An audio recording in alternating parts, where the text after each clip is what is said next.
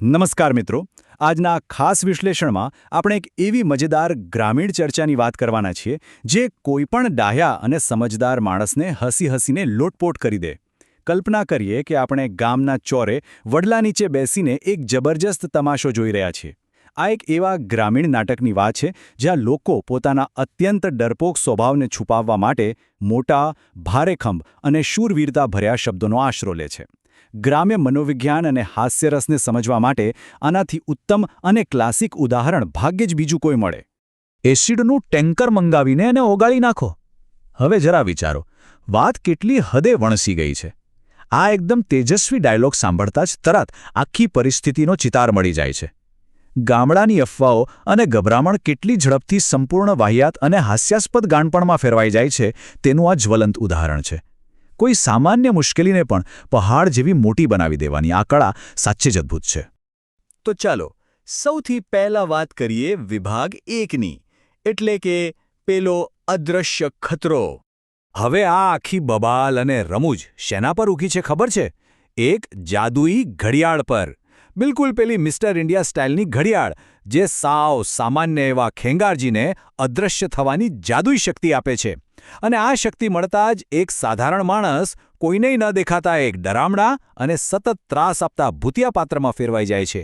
બસ પછી શું, અદૃશ્ય રહીને એ એવો તો કહેર વર્તાવે છે કે ગામના કહેવાતા શૂરવીરો સાવ લાચાર બનીને રહી જાય છે. આ અદૃશ્ય ખેંગારજી ગામના આદરણીય વડીલો પર કેવો શારીરિક ત્રાસ ગુજારે છે તે સાંભળીને જ હસવું આવી જાય. જરા દૃશ્યને કલ્પના કરીએ. બિચારા વડીલો શાંતિથી ઊંઘતા હોય અને અચાનક માર પડવા લાગે. ક્યાંકથી ભારે લાકડાનો ધોકો ઉડતો આવે, લોખંડની પાઇપો વીંજાવા લાગે અને હવામાં તલવારો લહેરાય. આ બધું જોઈને કોઈ પણ નિરીક્ષક પોતાનું હાસ્ય રોકી જ ન શકે. અહીં શારીરિક ઈજાઓ કરતાં વડીલોના અહંકાર પર જે પ્રહાર થઈ રહ્યો છે ને એ ખરેખર વધુ રમૂજી છે.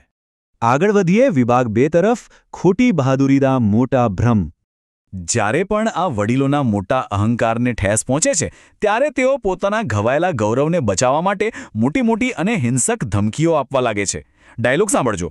ટાલરો કરીને ગધેડા પર બેસાડીને આખા ગામમાં એનો વરઘોડો કાઢવો છે.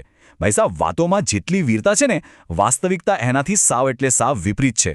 આ લોકો માત્ર મોટા અવાજે રાડો પાડીને પોતાની અંદરની ધ્રુજારી છુપાવવાનો એક નિષ્ફળ પ્રયાસ કરી રહ્યા છે.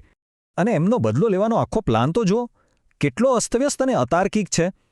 પહેલાં તો ખેંગારજીને રેલવે ટ્રેક પર બાંધી દેવો, પછી એના પગ કાપી નાખવા અને પછી કોઈ લારી કે ગાડી આવે એની રાહ જોવી. આ વાહિયાત તર્ક જોતા સ્પષ્ટ થાય છે કે આ પ્રાદેશિક સ્લેપસ્ટિક કોમેડીની એક જબરદસ્ત ખાસિયત છે. ભાઈના મારે એમનું મગજ કેવું વિચિત્ર કામ કરે છે તે એમની આ બડાઈઓ પરથી ચોખ્ખું દેખાઈ આવે છે. હવે આવે છે વિભાગ 3, વાહિયાત યોજનાઓની રૂપરેખા. મફુજીની આ જાળ અને એમની યોજના ખરેખર માની ન શકાય એવી છે. એ કહે છે, લાઇટના બોર્ડ જોડે ભાલો લઈને ઊભા રહો, જો વાયરનો કરંટ ન લાગે તો ભાલો તો વાગશે જ. આધુનિક ગ્રામ્ય જીવનની વીજળી અને પ્રાચીન સ્વબચાવનું સાધન એટલે કે ભાલો, આ બંનેનો કેવો ગભરામણ ભર્યો અને હાસ્યાસ્પદ સંગમ અહીં થયો છે. આ એક જ વાક્યમાં છુપાયેલો ડર અને યોજનાની વાહિયાત સાફ દેખાઈ આવે છે. આપણને બધાને એક નવાઈ ચોક્કસ લાગે કે ભાઈ, આ લોકો એવી યોજના પાછળ આટલું બધું મગજ કેમ દોડાવી રહ્યા છે જે પેલા અદૃશ્ય દુશ્મન કરતા પોતાના માટે જ વધારે જીવલેણ છે. હાઈ વોલ્ટેજ અને ખુલ્લા વાયર સાથેની આ ટ્રીક સંપૂર્ણપણે નસીબ પર આધારિત અને ખામીયુક્ત છે. આ બતાવે છે કે જ્યારે માણસમાં ગભરામણ બેસી જાય ત્યારે એ પોતાની સલામતી પણ ભૂલી જાય છે અને હાસ્યાસ્પદ હદે મૂર્ખામી ભર્યા નિર્ણયો લેવા લાગે છે. અને હવે વાત કરીએ વિભાગ 4ની, ડરપોક લોકોનો વાસ્તવિકતા સાથે સામનો. અપેક્ષા અને વાસ્તવિકતા વચ્ચેનો જે આ આસમાન જમીનનો ફરક છે ને, એ અહીં સૌથી સચોટ રીતે જોવા મળે છે. એક બાજુ વડીલોની મોટી વાતો અને બીજી બાજુ એમની શરમજનક ભાગદોડ. આ વિરોધાભાસ ભારે રમૂજી છે. અપેક્ષા એવી હતી કે બધા સિંહની જેમ ઊભા રહીને તલવારથી લડશે, પરંતુ વાસ્તવિકતા શું છે? હવામાં ઉડતી પાઇપોથી બચવા પોતાના ખાટલા એમ જ મૂકીને જીવ બચાવવા બધા આમતેમ દોડી રહ્યા છે. આ દ્રશ્ય આંખ સામે લાવીએ તો પણ હસવું આવી જાય. અને આ ભાગ તો અદ્ભુત છે. જ્યારે વાસ્તવમાં ચોકીદારી કરવા ઊભા રહેવાની વાત આવે છે ને, ત્યારે જે બહાનાઓનું લિસ્ટ બહાર આવે છે ને, એ આખા જૂથનો સાચો અને ડરપોક સ્વભાવ ખુલ્લો પાડી દે છે. એક કહે છે કે મારે રાતનું જમવાનું બનાવવું છે, બીજા કહે છે મારી નવી ભેંસ કૂદે છે, અને પેલા વફાદાર ભત્રીજાને અચાનક હાર્ટની દવા લેવાની યાદ આવી ગઈ. આ ઘરગથ્થુ બહાનાઓ જ આખી ઘટનાનું સાચું હાર્દ છે. કોઈને જવાબદારી નથી લેવી, બસ બધાને પોતાનો જીવ બચાવવો છે. છેલ્લે ચાલો જોઈએ વિભાગ 5, પરંપરાગત લોકવાર્તાઓની ગતિશીલતા. બડાઈ મારનાર ડરપોક. મિત્રો, આ એક એવું ક્લાસિક કોમેડિક પાત્ર છે જે વાતો તો કોઈ મહાન યોદ્ધા જેવી કરે, પરંતુ ખતરાનો સહેજ પણ અવાજ આવે એટલે સૌથી પહેલો મેદાન છોડીને ભાગી જાય. ભૂમતા કાકા પોતાની જાતને સૂતેલો સિંહ કહે છે, પરંતુ દરવાજાની ચોકી કરવાના નામથી જ એમને પરસેવો છૂટી જાય છે. આ આપણા લોકસાંસ્કૃતિક નાટકો અને ભવાઈ જેવી પરંપરાઓનું એક ઉત્તમ ઉદાહરણ છે, જેણે સદીઓથી લોકોનું મનોરંજન કર્યું છે. ખરું હાસ્ય તો અહંકાર અને અંદર છુપાયેલી નિર્બળતા વચ્ચેની આ મોટી ખાઈમાં જ સર્જાય છે. ગામના ચોરે બેઠેલા કોઈ ડાહ્યા નિરીક્ષકને આ વડીલોને પોતાની જ બનાવેલી જૂઠાણાની જાળમાં ફસાતા જોવામાં અનંત મનોરંજન મળે.